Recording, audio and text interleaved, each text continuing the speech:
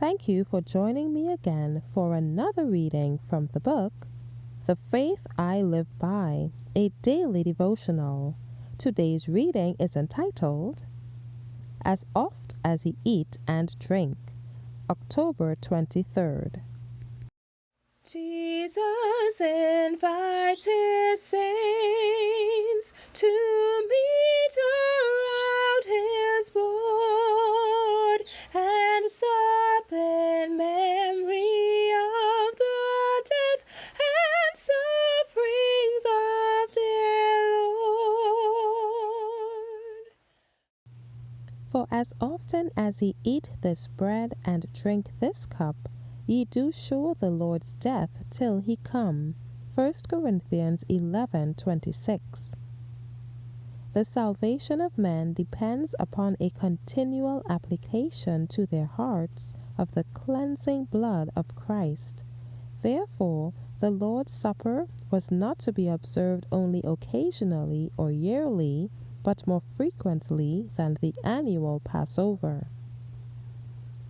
This solemn ordinance commemorates a far greater event than the deliverance of the children of Israel from Egypt.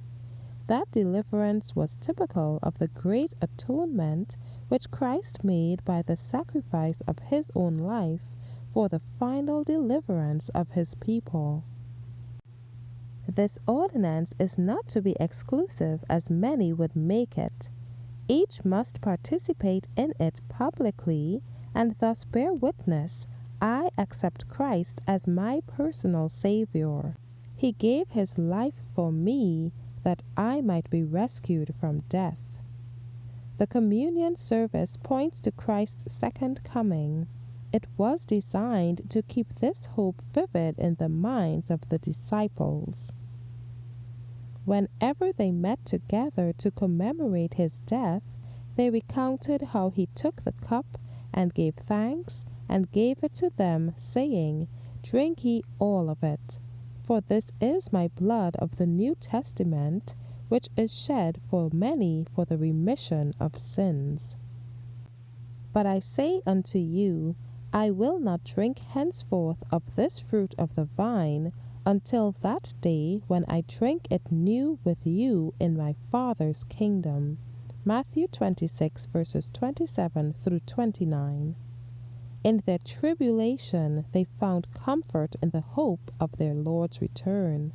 Unspeakably precious to them was the thought, as often as ye eat this bread and drink this cup, ye do show the Lord's death till he come.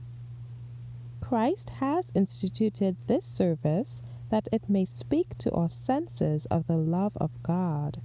There can be no union between our souls and God except through Christ. The union and love between brother and brother must be cemented and rendered eternal by the love of Jesus, and nothing less than the death of Christ could make his love efficacious for us. It is only because of his death that we can look with joy to his second coming. His sacrifice is the center of our hope. Thank you for listening today. I trust that you have received the message God had in store for you. God's peace be upon you. Maranatha.